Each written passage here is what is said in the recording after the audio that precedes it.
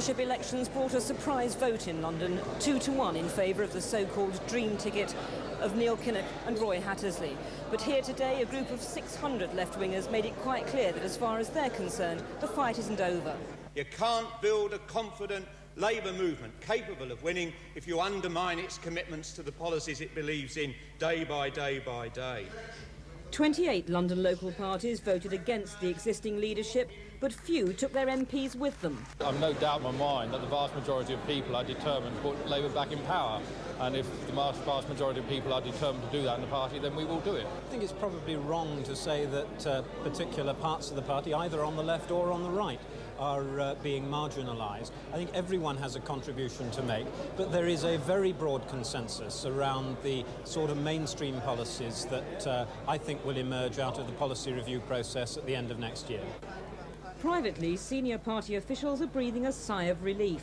London's hit too many headlines for their liking, headlines of the wrong kind.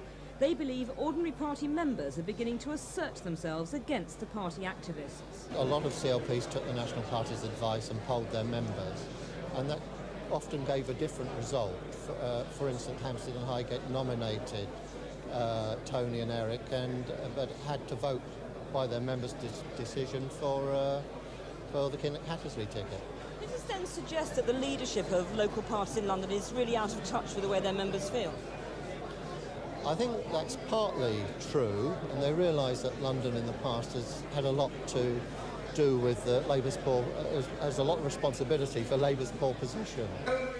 But it's almost certain there will be a challenge to Neil Kinnock again next year, and London will be in the forefront. Because we've got to win that election next time, not just for London but for the country. So it will depend on Neil's performance more than anything else.